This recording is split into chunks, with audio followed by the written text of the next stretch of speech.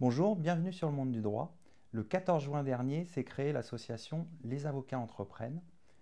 Pour en parler, nous recevons aujourd'hui Philippe Charles, président fondateur de l'association Les avocats entreprennent. Philippe Charles, bonjour. Bonjour. Pourquoi avoir créé cette association? Alors tout d'abord, merci de nous inviter. Cette association part d'un constat qu'aujourd'hui sur le marché du droit, il est vraisemblablement beaucoup plus simple d'entreprendre quand on n'est pas avocat que quand on est avocat. Et pour les avocats entrepreneurs que nous sommes, ce constat est très gênant, si vous voulez. Nous sommes aujourd'hui dans un moment où le marché du droit évolue énormément, où une concurrence apparaît, et c'est bien normal, parce que cette concurrence-là est attendue par les Français. Mais en même temps, l'entreprise systématiquement défavorisée dans ce jeu concurrentiel est l'entreprise d'avocats. Et c'est extrêmement intéressant parce que quand vous observez le cadre juridique applicable aux avocats, aux experts comptables et aux legal tech, eh bien vous voyez que sur chacun des points entrepreneuriaux majeurs, c'est l'entreprise d'avocats qui recule. Personne n'avait jusqu'à présent analysé le marché de cette façon-là, personne n'avait souhaité s'intéresser à l'entreprise d'avocats. C'est ce que nous avons fait dans l'association Les avocats entreprennent. Alors, comment faire pour lever les barrières qui restent encore? Ces barrières sont fortes. Tout d'abord, il faut les identifier. Pour les identifier, il faut, je le répète, s'intéresser à l'entreprise d'avocat. Ça veut dire quoi?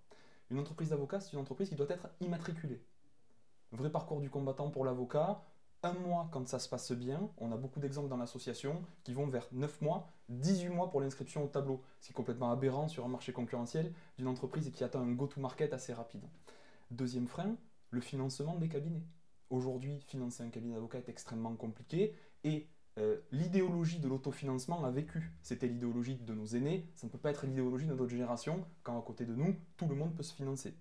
Troisième sujet, le numérique. Sur le numérique aujourd'hui, il existe encore de nombreux freins pour les avocats, dans les logiques de partenariat, dans les logiques de terminaux de paiement, des blocages qui n'ont aucune justification. Dernier point, vraisemblablement, la communication.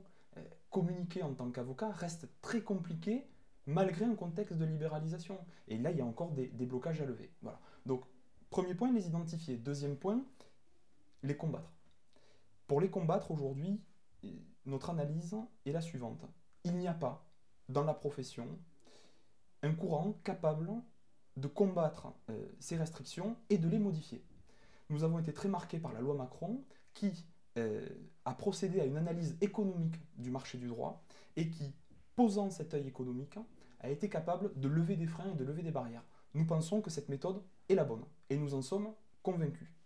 Manifestement les Français aussi, puisqu'ils ont souhaité donner à ce ministre de l'économie les fonctions suprêmes dans notre État. Nous considérons donc que nos interlocuteurs privilégiés dans le cadre de cette association seront d'abord l'autorité de la concurrence, le ministère de l'économie, le Conseil d'État et vraisemblablement certains fonctionnaires à Bruxelles. Des gens avec qui nous allons pouvoir parler économie, des gens avec qui nous allons pouvoir parler marché du droit et des gens avec qui nous allons pouvoir parler entreprise d'avocats. C'est quand même fou qu'aujourd'hui en France, la profession d'avocat soit la seule à se désintéresser à ce point de la notion d'entreprise. Tout l'écosystème français s'intéresse à la notion d'entreprise, de start-up et considère que la valeur ajoutée est dans cet écosystème-là, sauf l'entreprise d'avocat. Regardez les 10 dernières propositions du CNB faites au président de la République, aucune sur l'entreprise d'avocat. C'est une ellipse aujourd'hui qui est... C'est un faux pas. Voilà. Et comment vous l'expliquez justement?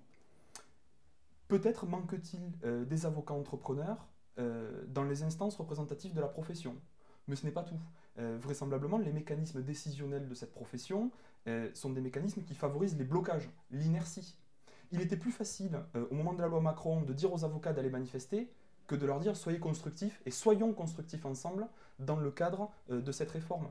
Autrement dit, il est devenu plus facile de jouer sur des peurs dans cette profession plutôt que de montrer la voie vers un chemin qui nous tend les bras. Et nous sommes résolument dans ce deuxième courant de pensée. Clairement. Philippe Charles, merci. Merci de votre invitation.